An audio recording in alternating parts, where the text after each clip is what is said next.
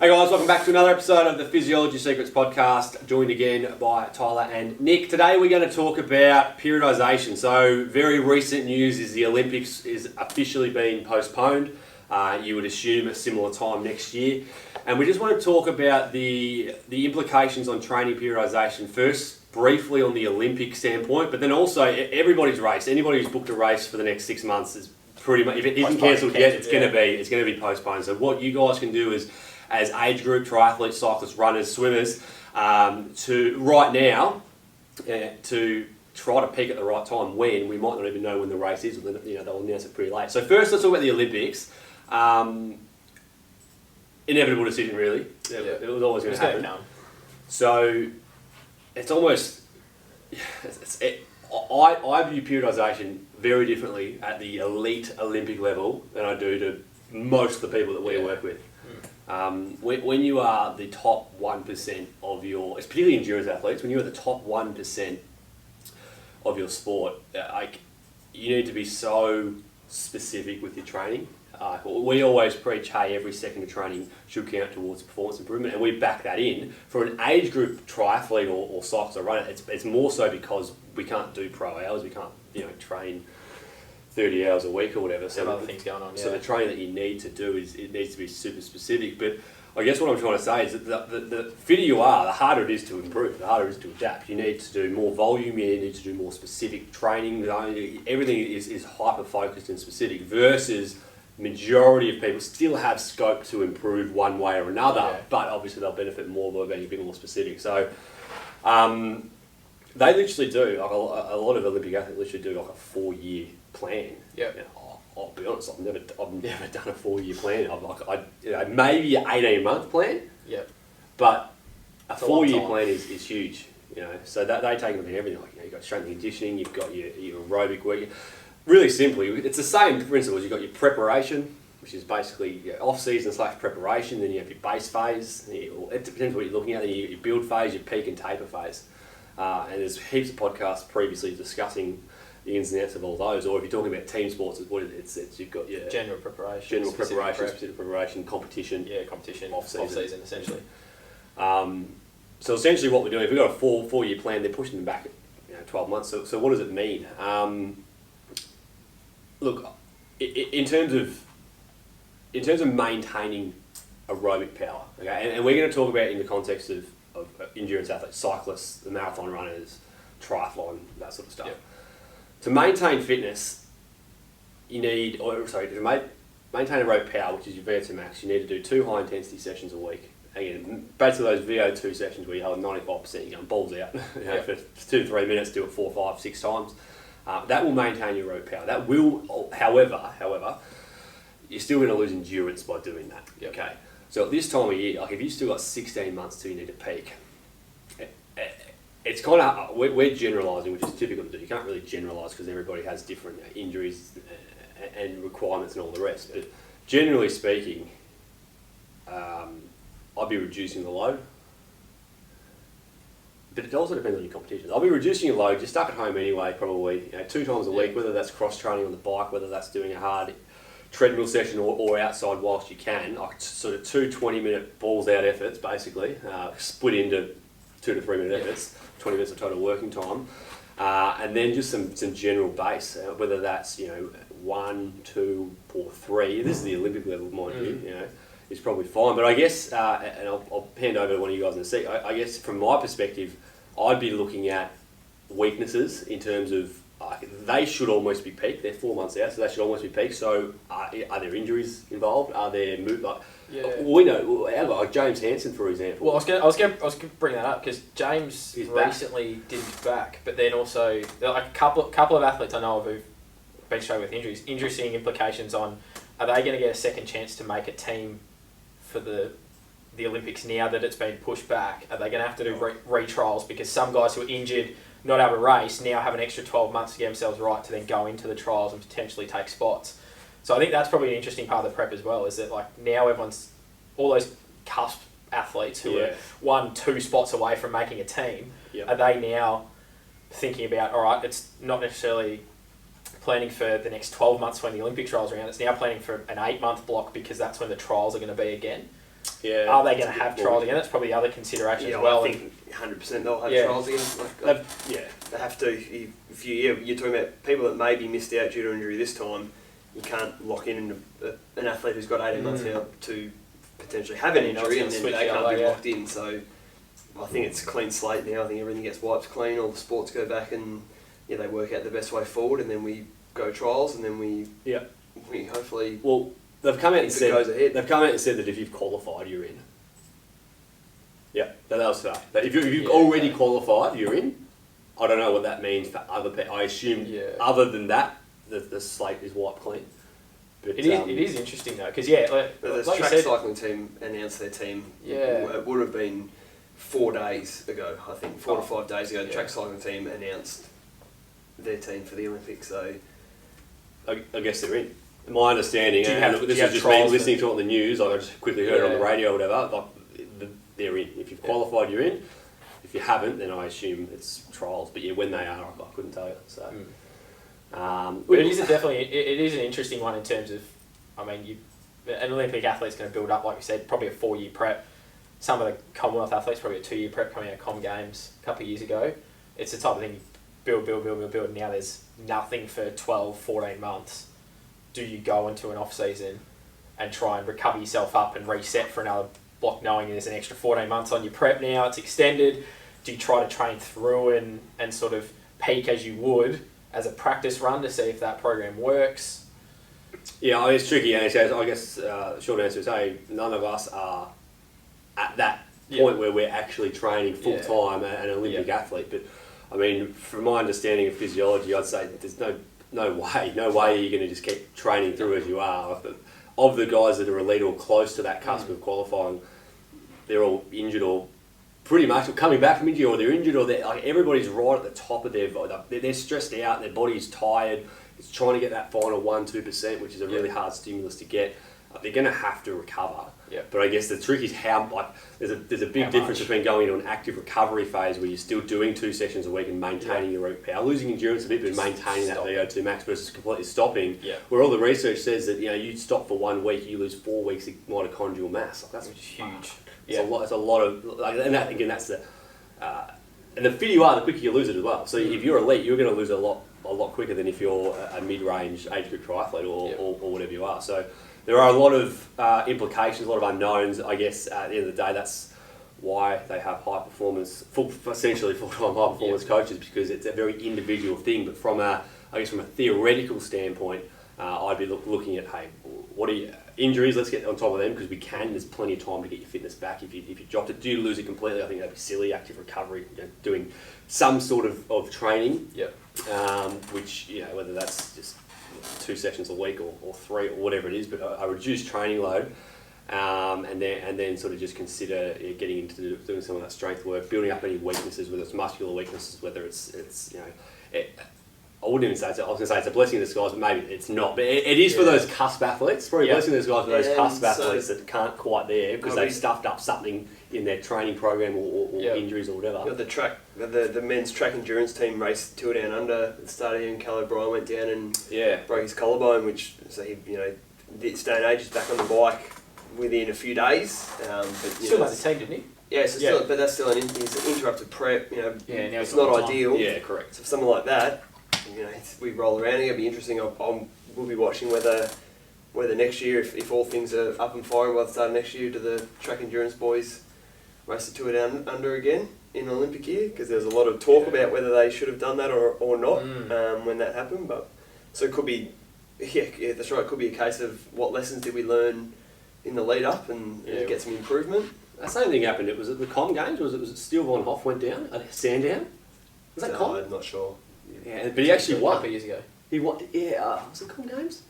Anyway, I can't remember. I remember. I think it was Steele Von Hoff went down at Sandown and he qualified for. I feel like it was the Commonwealth Games team because he actually won. Anyway, I don't quite remember the Com Games. He won something, but it was like broken collarbone, still trained indoors, got it done. But anyway, let's move on to. I think just before we do, I think the other, and it's not our area, but psychologically, I think the athletes they've gone through months now of first they're going to go through 4 years of putting everything into it. Yeah, you're right. But they've then gone through the last 2 months or however long it's been in various countries of, is this going to happen? Uncertainty, yeah. They've now had what we've said is probably inevitable and what they probably knew, but is still going to be devastating now that it's actually happened. They're not going to race or compete or play whatever their sport is at a high level for at least 6 months now. Yeah, you're right. So yeah, I think what you're saying is it would be silly to try and keep training at that high intensity from a physical and a mental point. Like I think that take a break, recoup. We've still got 12 months. Yep. Obviously, we don't want to go backwards too far in terms of where we're at, but that psychology will be really interesting in how different athletes will be feeling right now, and I guess those that maybe are a little bit younger might be handling it okay, and those that might be getting towards the end of their careers, it might be weighing on their minds a little bit more. And it'll be interesting to see how, if we do go into a prolonged, at least restrictions or lockdown or whatever it is, like it's a psychological break from training, but it's not like you can go and just unwind at Port Douglas, just still a pretty stressful time. whatever it is. It's a different type of stress. So that's a very good point about psychological. It's all impact of potential loss of sponsors. I'm sure for a lot of athletes and sponsors. What are swimmers doing exactly? I've seen some people chucking on a band, literally putting it on a band because they're lucky enough to have a home swimming pool, and then using that as a way just to keep them in the same spot. Which, you got to be creative. So. Lying down on a chair, I've seen, or a bench, and that's the I don't paddles. want to keep harping on this, but no, it's good. It's interesting. Are we going to have a fair lead up to the Olympics? If they do go ahead middle of next year, say, at what point did Australian athletes get access to their normal facilities? At what point are swimming pools open? Which countries reopen compared to first? At what point you're right. do the European countries get access to their swimming pools? And what points do the athletes in the States? If our swimming pool's open in October and we're back to relative normality, we know we're an island country, we can shut off fairly well. If the Europeans aren't back in their pools until April, and then is that a fair swimming competition at the Olympics? So there's a huge number of things to play out if this does, and at this point we still wouldn't say with any certainty that we will have Olympics in 14 months. Whatever it is, we hope by then things are back to relative normality, but... Yeah, I've spoken to a few guys that I'm coaching at the moment who do triathlon, and they're, whilst they can, doing open water swimming. Yeah. Whether it's a lake... Yeah, which we come into winter. Yeah. It's Northern Hemisphere coming into summer, so there's a change in who's got access to what for the next period as well. Yeah, it'll be interesting times. Yeah. Let's move on to everybody who's watching. Everyone else, age group races. So looking at like Cairns cancelled, Paul Max cancelled. Is Busselton still on? Yes, at this stage. Cairns is postponed. Yeah. Port Max off. Yeah. Cairns is. They're saying there'll be a new date, and they keep saying they're looking at venues. So I don't know if date and venue, but interesting. Roth is just a matter of time. Apparently that's still on, but I can't imagine that's going ahead. I find it very hard at this point to see how Kona goes ahead. Yeah, Kona. That's October, but there's no races. So how can we? We spoke in the previous podcast. If you watched that about Ironman VR, there's no talk about Kona spots from that. There's only 70.3 spots. So how do we have athletes at Kona if there hasn't been an Ironman for 8 months? Pros and age groupers. Yep. The pros are in a slot system now as well, not points. So what are we going to have? 10 pros and 400 age groupers that were lucky enough to get a race in. Can we travel? Can we travel when travel bans lifted and having, are they going to shut down big international gatherings as well? Like Kona, you've got people coming from all sorts of places across the world into one highly concentrated area. Yeah. Is that still going to be okay at that point? Are we past it where we can have that type of event or not? And it's obviously Busso is still open, still enter, and my thoughts is if Australia can get this under control, potentially international borders are still shut, but Busso could still go ahead, in my view, if things are okay, because if we can travel around the country, and still get probably 80% of the athletes would be Australian anyway. But it's not just triathlon, like I say, Boston was recently cancelled. London's postponed. All local cycling races are just off. Tour Mansfield obviously had to go. And the Hero off, the Tour will go, the Volta's August, so if the Olympics are off, you presume the Volta will be off. So really the two main questions are, one, hey, and you're probably asking yourself, no, what do I do? My race has been cancelled, I'm fit for it. We had athletes that were ready to go for Shepparton coming up. Like that was a key, right? And that's just around the corner. So one, what do I do? But I think more importantly as well is when is the next race? Because some of the triathlons have been they've got a date, haven't they? Like Shepparton's actually got a date. They committed to a date. Yep. Yeah. So I guess some events lucky enough to have a tentative sort of date locked in, so long as everything goes to plan. But then others is kind of a waiting game of who knows. Yeah.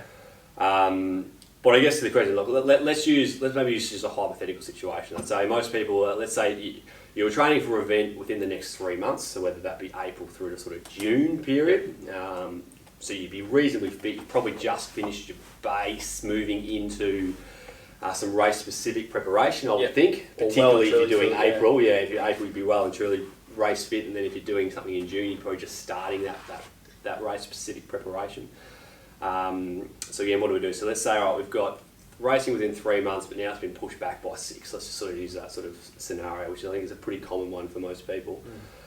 Again, I guess if you were fit, if you were at your peak, then it's the same as the Olympians. You're not going to just keep rolling through. You're going to be cooked. And you're not motivated for it as well. Like, you had this mountain bike race coming up, which I know was cancelled before all that stuff, but like your training's gone down since then as well, hasn't it? Like, you need something to motivate you to train. My goal is still Busso, but there was port to port at the end of May, so that sort of interim 4-day mountain bike race gave me the motivation to really nail the cycling for the first up till that point, and then from there it was a good time to probably start an Ironman build. That's gone. The whole 6-hour series that Victoria usually runs mountain biking off. Everything's off. So So now it's Swift's on. So now Bustleton's still 9 months away. Yeah. With potentially 70.3 Melbourne, potentially Melbourne Marathon, but we're still looking mid-October.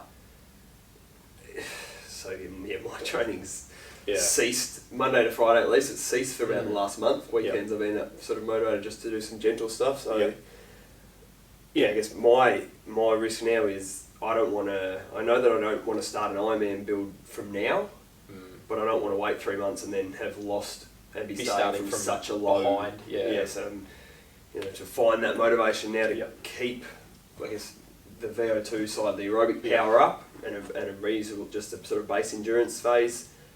It can be really hard to find the motivation, especially if it does get to not be able to go outside and limiting things like that. It's tough.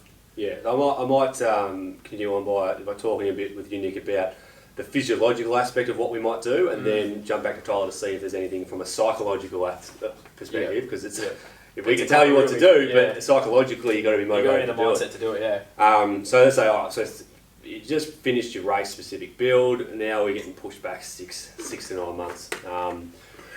Again, I'll be looking at weaknesses, injuries, strength deficiencies, mobility issues, that sort of stuff, which are pretty common with things that occur.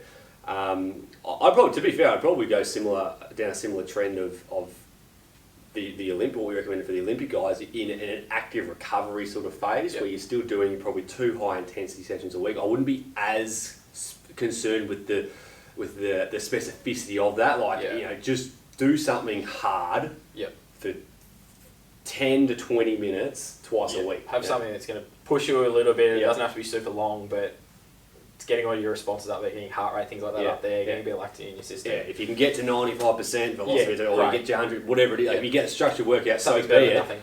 And we're going to create, over the next week or so, we're going to create a custom built set of workouts which are going to be really beneficial for a base phase. So stay tuned for that. We'll give you more information on that when we can. But at the end of the day, if you're not at that top 5% of your peak fitness, then something better than nothing. Keep it easy. Do something hard, and it needs to be hard. Hard is hard. Easy is easy. Keep it really, really hard. High intensity. Even going out and doing you can even do a tempo run, but a hard tempo run, like a 5K effort, 20 minutes or whatever that takes. There's your 20 minutes. Or you could break down a bit harder, do your 5 on, 5 off, 2, whatever it is. But as a really simplistic way, keep it hard. As a bit more specific way, then keep it at and above your threshold. Is always more stimulating than below. So even a 5K time trial, 20 minutes is going to be slightly above your threshold, slightly above 5% or so. Or just follow the principles we've talked before in terms of keep it under 4 minutes with a 1-to-1, balls out, as hard as you can, have an equal recovery.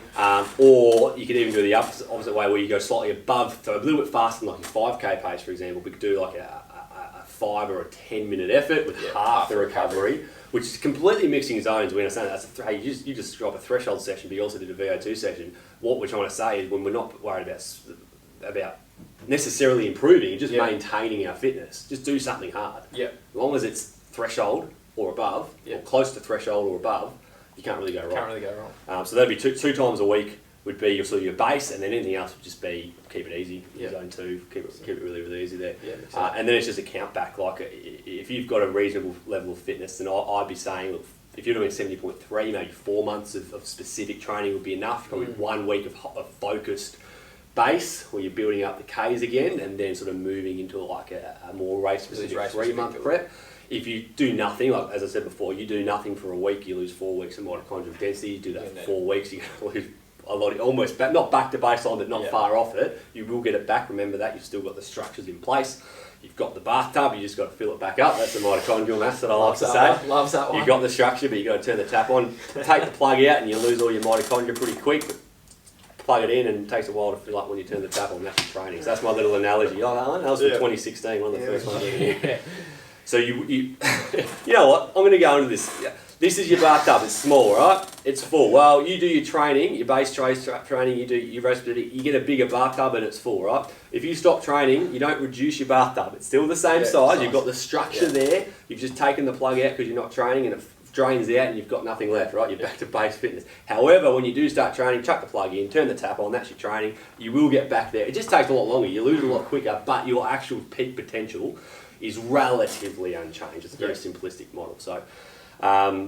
So we would be saying, look, if you don't know when your race is, I reckon if you've got a 4-month heads up, you'll be okay for most of us. Particularly if you are doing 2 times a week sort of training, keeping a reasonable aerobic power. Then if you decide to just do nothing and you just go into full lockdown, you're not even training at all, I'd probably give that close to that 6-month build because you're going to need that extra 2 months to get up there.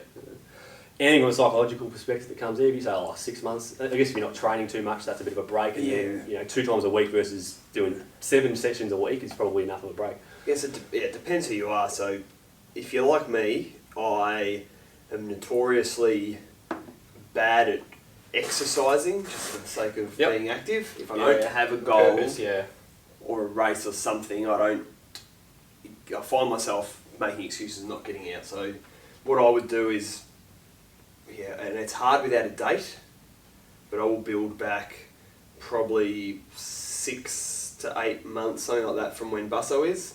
And I go, right, what have I got between now and where do I need to be at the start to start that program?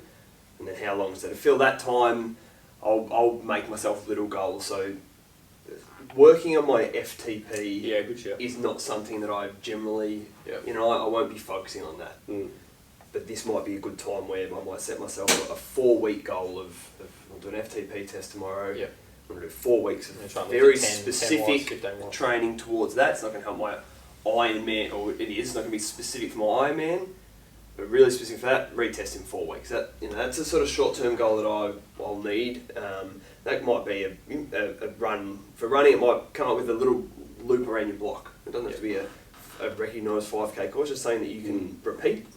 Have a go at it, train specifically for that, have another go at it. Do it every week or something, whatever. Just a little goal at that. It might be, if you're not performance-based, you want to find a way to just get out, use social media. Social media is going to be huge over the next period. If we do go to full isolation, Strava, Instagram, challenge your friends, use Strava as a way to be accountable, follow each other and give each other a phone call if you see someone's not getting out, give them a phone call. Just check up on how they're feeling. If I've committed to doing, if Luke, Nick and I all commit, we're going to ride Monday, Wednesday, Friday, all of us, and that's certainly something that if I wake up Friday and I don't want to ride, but I know that Luke, Nick, and I have all committed to ride every Friday, and I was going to see that they've all done it it pops up on their Strava or their Zwift, and I haven't done it, then it's a really good way for me to keep myself motivated and tick those boxes. So. No, I think goal setting is actually a really really positive thing to finish off on. What is it? You got the progress, the performance, and the outcome goals. That sound right? Okay. Outcomes goals is I came top 3 in an Ironman or whatever. Yeah, it is. on podium. Performance goal is I did this time, which is sort of what Tyler was Yeah. saying there. Hey, I broke my 5k PB. Yep. I cracked the 20 minutes for the first time ever. Yep. I held 330 watts for 20 minutes, whatever that is. Yep. And then your progress goals is I got out 3 times a week. I got out Monday, Wednesday, Friday with my mates, whatever it is. So I think when we can't really focus on that outcome goal just yet because it's too far away or it's we don't even know when it is, then performance goal and progress goal. So performance goal again being hey, I set myself a target of hitting 20-minute 5k time trial, and the progress goal is I'm going to guarantee I'm going to train twice a week at these high intensity sessions that we just recommended, plus another one, and you do it on Monday, Wednesday, Friday, whatever. Is a really good way to stay motivated in a time that's probably fairly demotivating for a lot of athletes. Any final thoughts? So even come up with an abstract goal. Yeah. It doesn't have to be a 5k goal or No. it could Yeah, be something something that different. you would never do. Maybe there's a big hill somewhere where you live, and you're gonna that your goal is see how long it takes you out there and come up with a goal to run up the hill. Something that's 2,000 watt challenge. everything's gonna be very different. There's no traditional racing for the foreseeable future. So do some different things. Like if you're a triathlete, it can still be swim, bike. Probably can't be swim, still be bike and run. Cross but- train. Yeah, Training, but if get you're on the if bike, you're ride. triathlete typically doing a lot of flat stuff, go and do the ride on Zwift where you get what's the hill, what's the climb? Alp to Zwift. Alp to Zwift That is or whatever, actually and just great. see That is how- a great way to get an hour of hard work in. Hour of hard work, bang, there's your Probably session, more. but something you may not normally do if you're normally always on a TT on the flat. Yeah, run some trails Something while we different, still doesn't it? can. Yeah, While we're still mix it there, up, run mix some it up. trails. Cross train, keep it interesting. Yeah. I think finally, like good time to address any injuries that you do have is Yeah, probably the last agree. thing. Physios are still operating like virtually and things like that now, which is useful. So get in contact and try. Like if you've got something wrong, this is the time to get on top of it, to reset your body, make sure everything's all right, so that when you do get back into training, you're not starting from a worse spot because you've still got an Achilles tendinopathy hanging around, you've still got a muscle tear somewhere, something's not quite right. If you then all of a sudden inevitably, let's say they drop a race and they turn around, Ironman turns around, or whichever race series turns around and goes, we're racing next month, as opposed to giving you 6 weeks or 6 months in advance or 6 weeks in advance, whatever. It's like, yeah, we're racing in 4 weeks. You don't want to all of a sudden then rock up on race day and do something worse. It's Yeah. probably the time to reset. Yeah. Sort yourself out physically so that when you get back into training, specifically for your races, that you're doing it correctly and you're not hurting yourself in the process. Yeah. So in summary of today, guys, if your race is probably going to be 6 months or further away, consider again doing some active recovery. Reduce the number of times you're training per week. Try to aim for those 2 really hard sessions of 20 minutes worth of effort time. Don't get too caught up on it. Just go hard, threshold and above. If you do have any injuries, definitely address it, but really try to set some goals, keep it interesting, do some cross training. If you do have injuries, then keep an eye out for the next podcast episode. We're going to talk about some at-home strength stuff that you can do when you don't have any equipment whatsoever, or maybe you just have some bands and some really light stuff that you can use. And if you have mobility issues and stuff, we can talk about the mobility playbook. We've got all that sort of stuff. But keep an eye out for these training peaks, pre-program workouts we're going to have. So it's going to be basically, hey, your race is 6 months away. These are really good sessions that you can just load into Zwift and all your smart trainers and so on and so forth. And also mobility playbook as well. We'll give you some more information about that as well. But if you are interested, let us know just so we know to contact you. Otherwise, we'll see you on the next episode, and thanks for tuning in.